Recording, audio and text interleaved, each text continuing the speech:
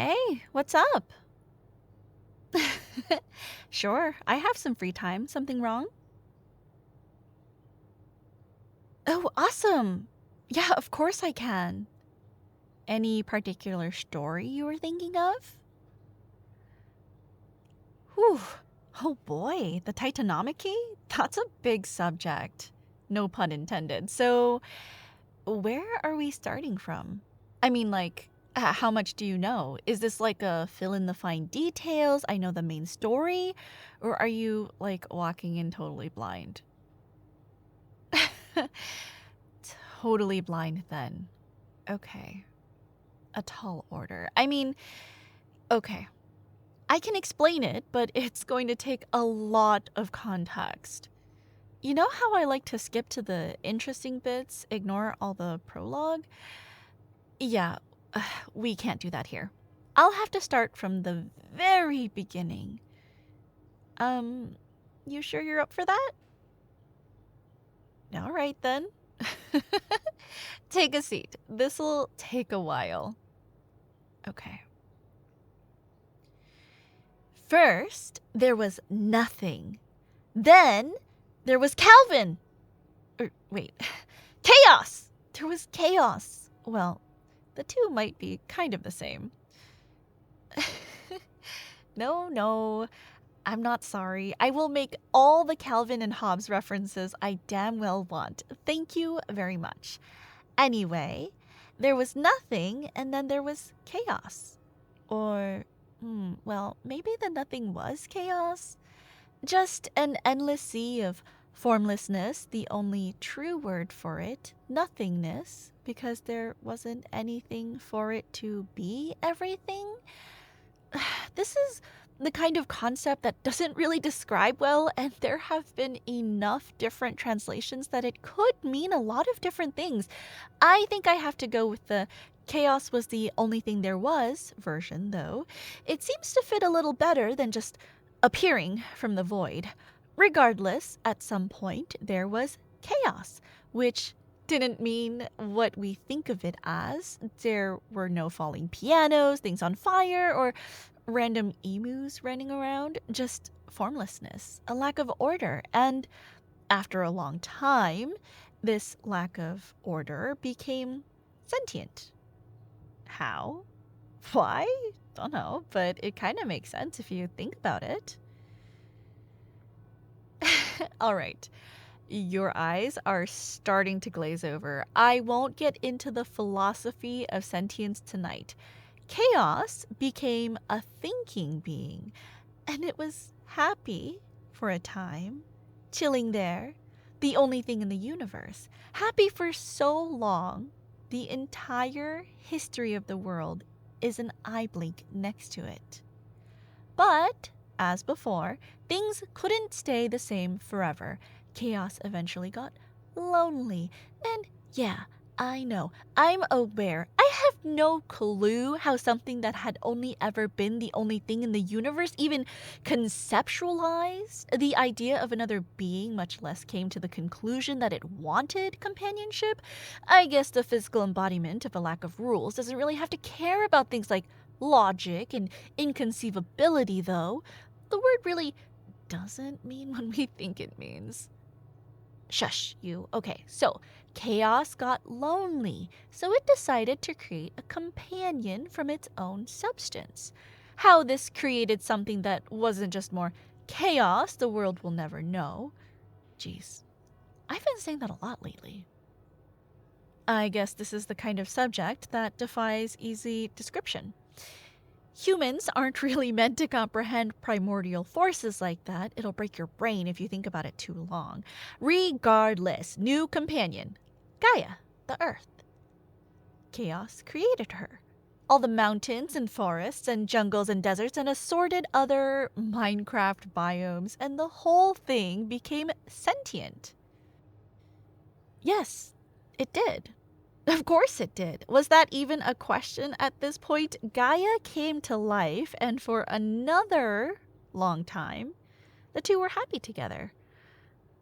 I mean, I have no clue what their relationship was like, parent-child, friendship, romance, just sitting in companionable silence. I don't know, but it could have been almost anything. It doesn't really matter because after a while, Gaia decided that it wasn't enough for her. She realized that a being of formless nothingness wasn't exactly the best conversational companion, I guess, and so she wanted to make someone else. Of course, some legends say she wanted to do a lot more than talking, and that's what she needed someone else for, but that kind of salaciousness isn't for this story now, is it? So, she took a bunch of Chaos's essence, I guess it didn't mind, and formed it into a new being. Only, she wasn't very good at it. Maybe Chaos was better at working with its own essence. Maybe Gaia was just like a 1 in a billion fluke. I don't know. But Gaia's first creation, another primordial force named Pontus, ended up being twisted and stunted, incapable of doing much on his own. He was the oceans, or some would say the waters, all of them. He couldn't really leave Gaia, and didn't make for good conversation either. I'm not gonna say he was like a child, because he wasn't, but he was definitely childlike, and Gaia wasn't into that, so she decided to try again. I mean, no, I wouldn't say that. After all, if at first you don't succeed, right? And she did improve. This time, she made Tartarus, the pit, and he was better. Strong, independent, capable of standing on his own apart from her. Incapable of doing anything else. You see, somehow in her desire to make him more separate from her than Pontus was, she made it so that they could never actually touch or interact. Yeah, not ideal. So by this point, the empty spot inside her was aching, and she was truly desperate to make a deity that could fill it. This is where I would tell you to take your mind out of the gutter if I hadn't fully intended that double entendre. You're welcome to stay down there if you desire, but something I haven't talked about yet. Every time she used Chaos's essence to create something new, she shrunk Chaos itself, weakened it. She didn't want to destroy her progenitor entirely, she just wanted someone new to be with. She told herself she'd try once and only once more, and if it didn't work, resign herself to an eternity of sorrow. So, once more she tried, and this time she poured everything she had into it. Her hopes and fears, her loneliness and desire, her love for something that didn't yet exist, and a bit too much of chaos.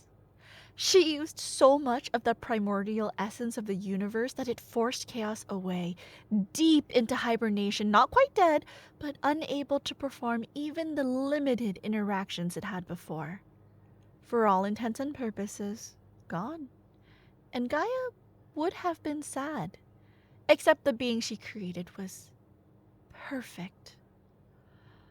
Oranos, the sky, strong, powerful, beautiful as the stars, not reliant on her, but not inaccessible. With him came galaxies and constellations and the sun above the earth, and Gaia was pleased. He wasn't malformed. He wasn't too far away. Nothing about him was missing at all, except, oh dear, his soul. More on that in a minute. For now, Gaia had finally found a companion, and I don't even know if they nectared and dined each other before jumping to the baby making, because babies were made fast. Yeah, that does kind of lend weight to the whole more horny than lonely thing, but I suppose Oranos could help with both. Regardless of what happened first, though, there were children on the way, and when they came, there were 12 of them. Dodecuplets. Yeah, that must have been one hell of a teething era. But They were as beautiful as their parents, strong and shining like stars. You already know who these guys are. The Titans. And, I can definitely remember all their names. Okay, this might take a second.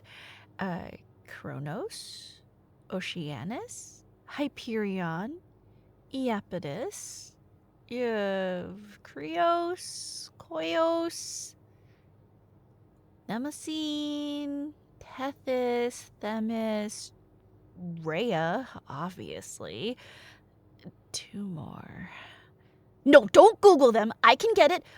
Just another second. You didn't have to Google it, you jerk. I would have gotten Thea and Phoebe. God, I can't believe I forgot the only 2 with normal names. How does that even work in my brain? I can only remember things that are hard to remember. Explains why I never know any of my passwords, I guess. Okay, so 12 shining, perfect children walking the earth and under the sky, and when Gaia looked upon them, she felt love. And when Oranos looked upon them, he was pleased. Their nice little utopia didn't last very long, though, because someone felt the need to make more babies. Don't know which, maybe both, but Sky and Land went back at it, and a little while later, out popped more children. Only triplets this time, thankfully. However, these were less beautiful than the Titans. Brutish, malformed, and misshapen, lumpy with muscle, even just out of the womb, and with a single gigantic eye in the middle of their foreheads. These were the Cyclops. And Gaia looked upon them and felt just as much love as she had for her eldest children. Oranos, however, did not. Yeah, we both know what's about to happen.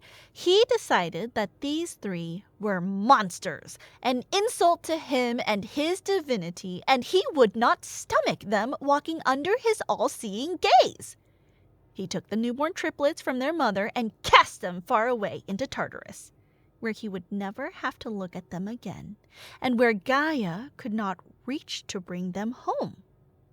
He knew that as children of the sky and earth, they would grow up to wield serious power. So he created a guardian, a gatekeeper, and a jailer, a monster even more terrifying than them, whose purpose was to raise the Cyclops, to keep their heads down and their spirits broken, to make sure they'd never try to leave the pit they'd been cast into. Camp. Frankly, the less said about her, the better. Yeah, some of the old legends can stay buried, especially ones that nightmare-inducing. Oh, of course Gaia was upset. She screamed and she raged, tried to hold on to her children, punched and kicked Oranos, earthquakes, continental shifts, tectonic rearrangement, etc. But she was weak after just giving birth, and Oranos was strong. He took the Cyclops, and there was nothing Gaia could do but weep. I swear to God, this is not the time to make a he took the kids joke. This is a serious moment, and okay, fine. It was kind of funny. Hee hee ha ha, fuck you though, okay? Yeah, so anyway, after that whole debacle was over, there was a shocking lack of fallout, really. I mean, yes, Gaia was upset, but the Titans couldn't really bring themselves to care about siblings they'd never met. The other primal forces weren't paying much attention, and Oranos was content to pretend the whole thing never happened. He even wanted to try again for more kids. Yeah, I don't want to think about how that conversation went. Hey, honey, let's have another baby. Why, so you can throw them into hell again? No? Uh-huh.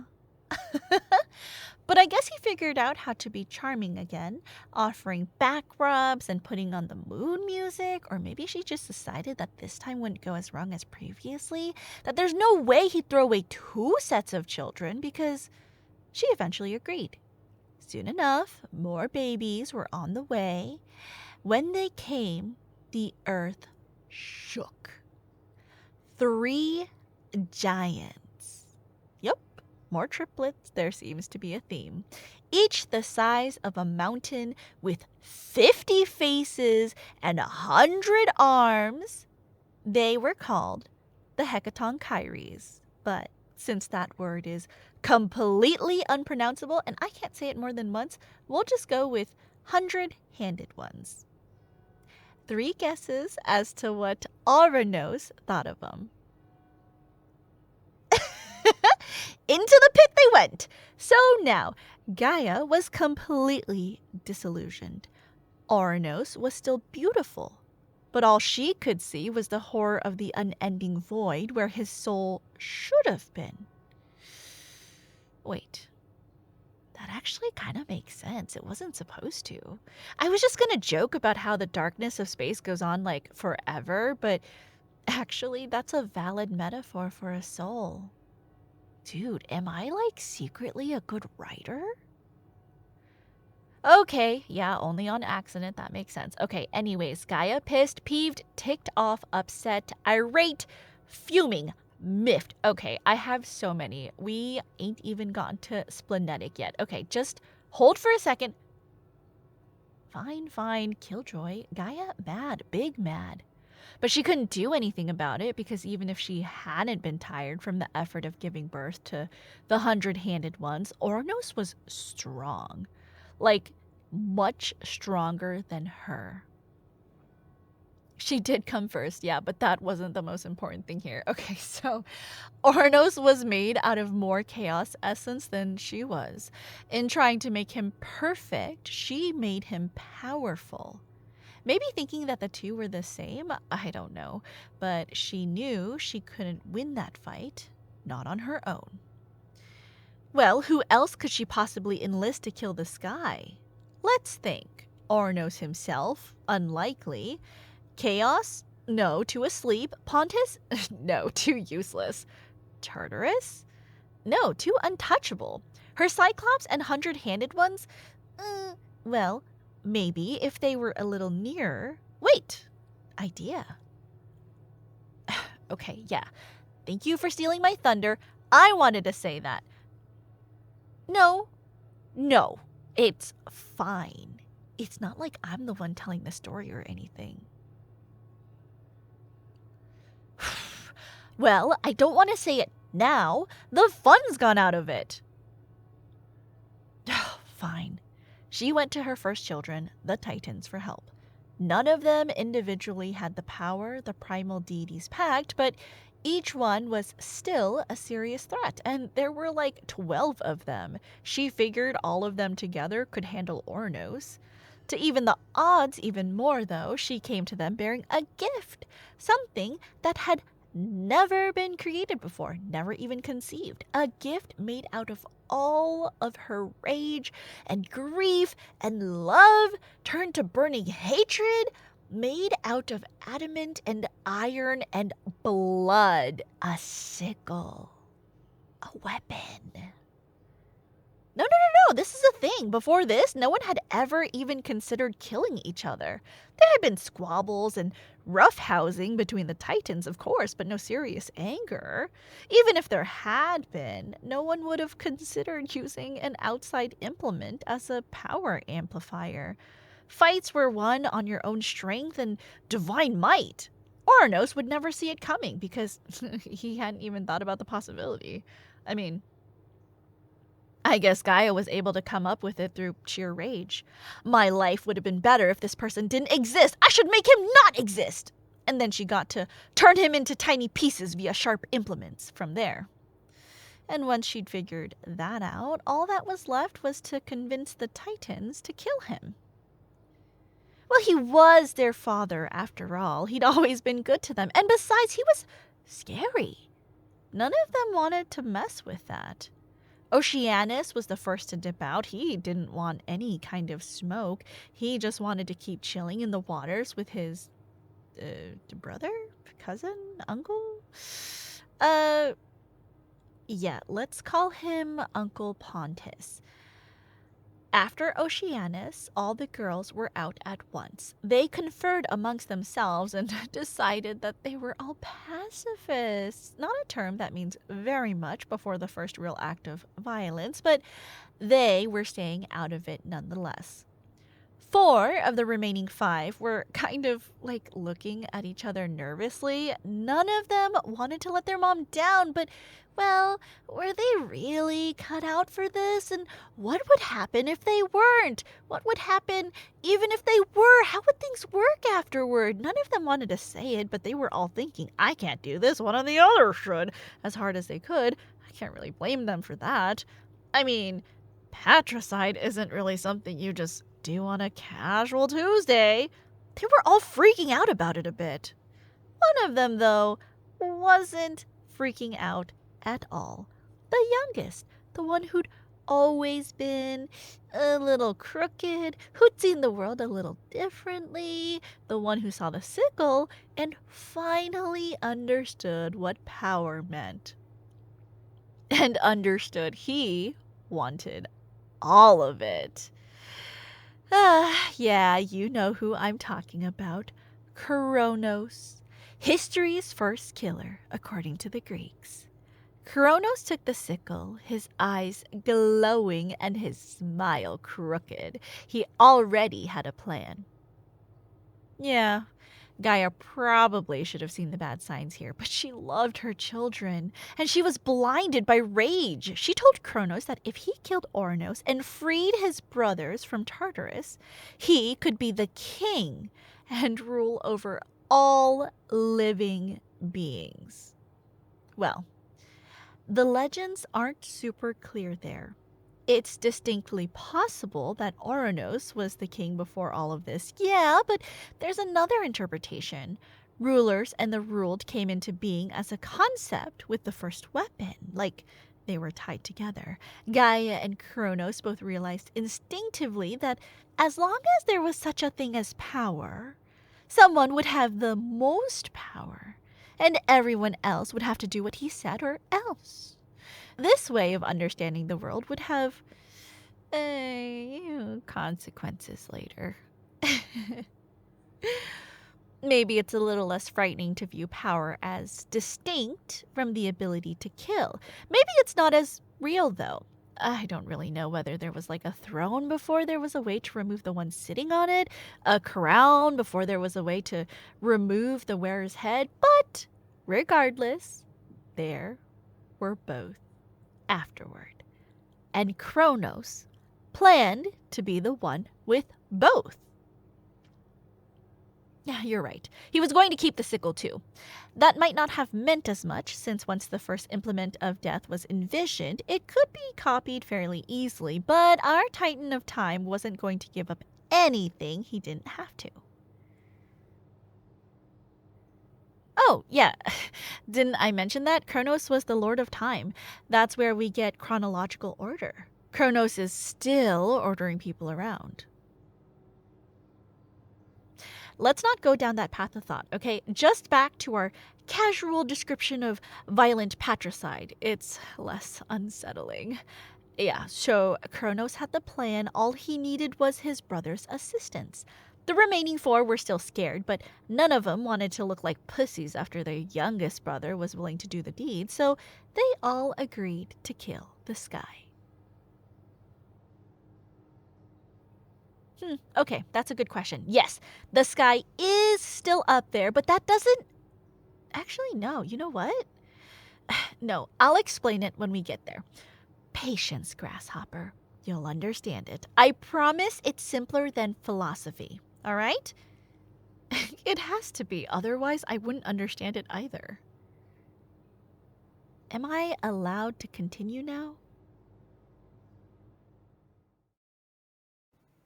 Thanks to this week's patrons, Colby Walmsley, Kirby Boy 564, and Incarnus.